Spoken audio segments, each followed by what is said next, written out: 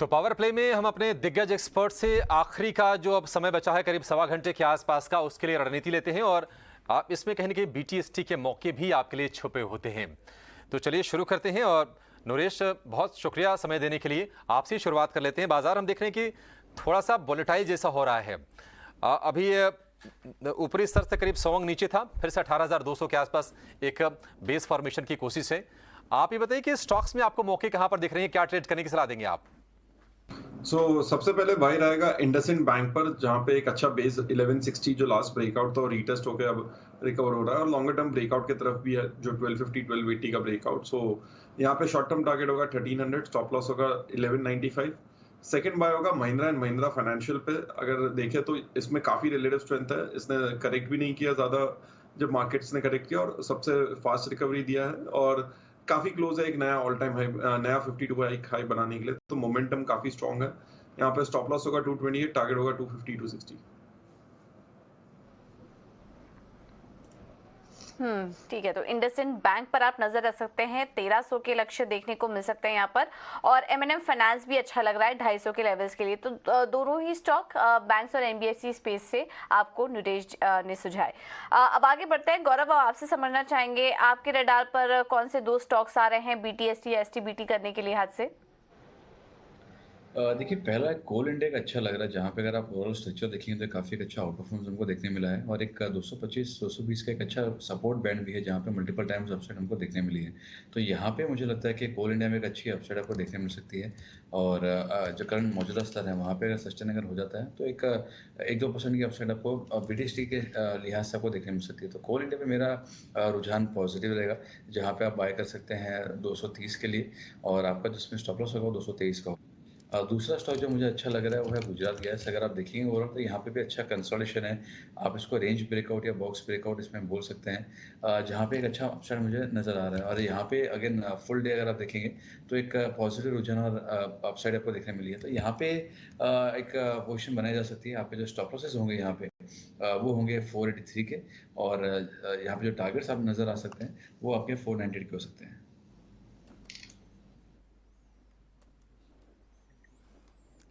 ठीक है, तो ये दो शेयर गौरव के भी हो गए, दो नरेश के हो गए। नरेश की कॉल से इंडसइंड बैंक और एमएनएम फाइनेंशियल ये आपको खरीदने की सलाह है। कोल इंडिया और गुजरात गैस ये रडार पर है गौरव के। लेकिन किरण, आप बताइए आपको क्या पसंद है, अभी क्या ट्रेड करने की सलाह देंगे, कहां पर एक्शन आपको दिख रहा है? पहला स्टॉक है बजाज इलेक्ट्रिकल। बजाज इलेक्ट्रिकल की अगर हम बात करें तो 200 डेज मूविंग एवरेज के सपोर्ट के साथ ये स्टॉक में काफी एक अच्छा पॉजिटिव बायसनेस हम देख रहे हैं। ओवरऑल एक फॉलोइंग ट्रेंड लाइन, और साथ ही साथ अगर हम देखें तो सिमेट्रिकल ट्रायंगल पैटर्न ब्रेकआउट कल देखा था हमने, आज वहां से पुल बैक आया है। ओवरऑल मोमेंटम इंडिकेटर काफी बुलिश साउंड कर रहा है। 1210 के आसपास ये स्टॉक ट्रेड कर रहा है। लॉन्ग करने की सलाह रहेगी करंट मार्केट प्राइस से। जिस तरह के टारगेट्स हम देख रहे हैं ऊपर में 1260 1260 तक के टारगेट हम देख रहे हैं बजाज इलेक्ट्रिकल में 1 से 2 दिन में, और एज अ स्टॉप लॉस हम 1190 मेंटेन करेंगे। दूसरा जो कॉल हमें अच्छा लग रहा है, तो स्टॉक जो अच्छा लग रहा है वो है एचडीएफसी एएमसी। एचडीएफसी एएमसी करीबन 2200 के आसपास एक असेंडिंग ट्रायंगल पैटर्न ब्रेकआउट था, 2300 तक के टारगेट है। वहां से स्टॉक में वापस एक करेक्शन आया, जहां कहीं ना कहीं 100 डेज मूविंग एवरेज के आसपास bullish piercing candlesticks pattern formation हुआ।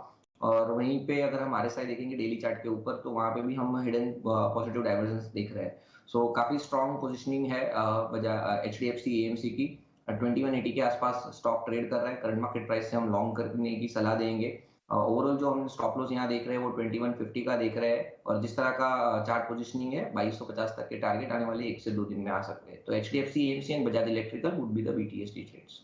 ठीक है, एचडीएफसी एएमसी और बजाज इलेक्ट्रिकल्स ही है किरण की रडार पर। लेकिन नरेश, आपसे जरा मैं टाइटन कंपनी यानी टाइटन के शेयर पर राय चाहूँगा। हमने 2 दिन पहले देखा था कि बहुत अच्छी रौनक थी टाइटन में, टीबीजी में, कल्याण ज्वेलर्स में। आज हम टाइटन में देख रहे हैं कि मजबूती है। क्या आपको लग रहा है कि ये शेयर अभी और चलेगा, और अभी थकने के इसमें संकेत नहीं है, मौजूदा स्तर पर भी इसको लॉन्ग कर सकते हैं? आपको ऐसा लगता है क्या? इसमें प्रॉब्लम ये है कि अगर हम चार्ट थोड़ा लॉन्गर टर्म देखें तो 2650 टू 2700 जो जोन है इसका, एक ये बड़ा रेजिस्टेंस है। यहीं पे टॉप बना था 2021-22 में 3 बारी, और अभी भी जो लास्ट 4-6 महीने से देखे तो वहीं पे रेजिस्टेंस है। तो रिस्क रिवॉर्ड नहीं बन रहा है, ट्रेंड रिवर्सल हो गया है शॉर्ट टर्म में, जहाँ पे बाउंस आ सकता है। ये ओवरऑल 2700 2800 तक भी जा सकता है, बट रिस्क रिवॉर्ड नहीं है क्योंकि ये बहुत बड़ा रेजिस्टेंस जोन है। तो रिलेटिवली बेटर चॉइसेस अवेलेबल है मार्केट में। सो मैं मतलब इसलिए अवॉइड करूंगा कि रिस्क रिवॉर्ड नहीं है, बट ओवरऑल बायस पॉजिटिव है। ठीक है, टाइटन को फिलहाल अवॉइड करने का व्यू है नरेश का। हालांकि 100 EMA के ऊपर ये शेयर ट्रेड कर रहा है, लेकिन अब इस जोन में जा रहा है जहां पर ये जाकर फंस सकता है और फिर आपको शायद थोड़ा सा प्रतीक्षा करवाएगा। इसके चलते इसको अवॉइड करने की सलाह है। नरेश, चूंकि अब साल खत्म होने को है और अब तमाम एक्सपर्ट्स हम ये समझने की कोशिश कर रहे हैं कि नज़र 2023 में कहाँ पर होगी, और ख़ास तौर से बजट पर लोगों की निगाहें ज़्यादा होंगी। आप कोई पिक्स अपने शेयर करना चाहेंगे थोड़ा पोजिशनल व्यू लेकर, जहाँ पर लोगों को थोड़ा पैसा बन सकता है? सो दो पर्टिकुलर सेक्टर्स में फोकस कर रहा हूँ। सबसे पहले एक है जो डिफेंसिव है, जहाँ पे जो पब्लिक सेक्टर एंटरप्राइजेस है और यहाँ पे बहुत बड़ा कंसोलिडेशन हो चुका है और डाउनसाइड रिस्क भी कम है, लो बीटा स्टॉक्स है। तो वहाँ पे होगा पावर ग्रिड और एनटीपीसी। ये दो स्टॉक्स है जहाँ पे डाउनसाइड रिस्क लो है और ओवर द नेक्स्ट 1 ईयर अच्छा पैसा बन सकता है लो रिस्क के साथ। और दूसरा है जो हाई रिस्क बास्केट है, जो फाइनेंशियल्स है और mid cap and small cap banking और फाइनेंशियल कंपनीज। हमने लार्ज कैप में काफी मूव देख लिया है और अब प्राइवेट साइड पे जो हम देखें तो वहां पे अच्छा लगता है। तो वहां पे होगा एक IDFC limited, Mahindra and Mahindra financials, और बैंकिंग में होगा आरबीएल बैंक जो सरप्राइज कर सकता है। बिल्कुल। तो ये कुछ सेक्टर्स हैं जो कि नरेश के रडार पर है, बजट के लिहाज से भी आप यहाँ पर नजर रख सकते हैं। और गौरव को एफएमसीजी और पीएसयू बैंकिंग इंडेक्स अच्छा लग रहा था। किरण, आपसे भी राय लेना चाहेंगे 2023 में बजट को भी ध्यान में रखते हुए आपको कौन कौन से सेक्टर, कौन कौन सी थीम्स अच्छी लग रही हैं? सो ओवरऑल अगर बजट की बात करें तो जिस तरह से फर्टिलाइजर स्टॉक्स के अंदर हम रिसेंटली एक रैली देख रहे थे, वो रैली में एक पॉज आया है। लेकिन अगर आप risk reward point of view से देखें तो चंबल फर्टिलाइजर हमें अच्छा लग रहा है फर्टिलाइजर स्टॉक्स के अंदर। रिसेंटली हमने देखा था कि एक कहीं ना कहीं 300 से पॉज आया, पॉज के बाद हमने 275 तक के लेवल्स देखे जहाँ पे बुलिश डाइवर्जेंस और बुलिश हरामिक एनालिसिस पैटर्न हमने देखी थी। अभी स्टॉक जिस तरह से ट्रेड कर रहा है अपनी सभी इंपॉर्टेंट मूविंग एवरेजेस के ऊपर ट्रेड कर रहा है, लेकिन कहीं ना कहीं लॉन्ग टर्म मूविंग एवरेजेस 200 के नीचे ट्रेड कर रहा है। लेकिन जैसे मैंने बताया कि risk reward point of view Chambal fertiliser हमें अच्छा लग रहा है। तो कोई भी डिप आता है 300 से लेके 290 के बीच में तो लॉन्ग करके जाना चाहिए। 275 का हम स्टॉप लॉस मेंटेन करेंगे और जिस तरह की चार्ट पैटर्न है देयर आर चांसेस कि हम 360 380 बजट तक देख सकते हैं।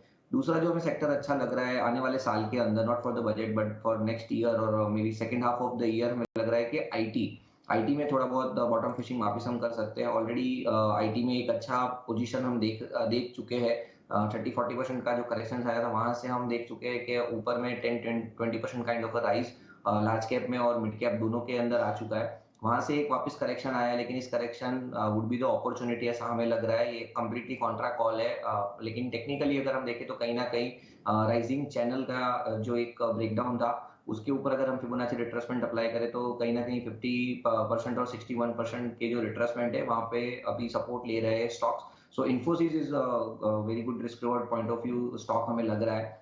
नीचे हम देख रहे हैं कि 1480-90 का एक अच्छा मल्टीपल सपोर्ट था जो लास्ट टाइम रेजिस्टेंस का एक्ट कर रहा था, तो उसके आसपास स्टॉक्स ने बॉटम बनाया है, अभी 1520 के आसपास है। तो यहाँ पे कोई भी डिप आता है 1480 तक का मतलब बाइंग एक्यूमुलेशन जोन रहेगा। करंट मार्केट प्राइस से या कोई भी डिप आता है आप लॉन्ग करके चलिए। 1480 के नीचे का हम स्टॉप लॉस मेंटेन करेंगे और हमें लग रहा है कि आने वाले साल में ये एटलीस्ट 1700 तक के टारगेट हमें दिखा सकता है। तो Chambal fertiliser and Infosys as a sector आप फर्टिलाइजर और आईटी दोनों को ध्यान में रख सकते हो। इन्फोसिस पर हमारे तमाम एक्सपर्ट्स का कन्विक्शन आ रहा है कि अगर आपको आईटी में अगर रहना है तो इन्फोसिस एक बेहतर बैठे, और बजट को ध्यान में रखते हुए चंबल फर्टिलाइजर भी आपके फोकस में होना चाहिए, इसमें कोई शक नहीं है। चलिए शो को यहीं पर समेटेंगे। आखिर हम देख रहे हैं कि अब ये आखिरी मुलाकात है इस साल की। गौरव, किरण और नरेश, आप लोगों को नए साल की बहुत शुभकामनाएं, बहुत विशेष हमारी तरफ से, ईटीनो स्वदेश की पूरी टीम की तरफ से। और उम्मीद ये करेंगे कि बाजार के साथ साथ आपकी जो लाइफ है वो भी अप ट्रेंड में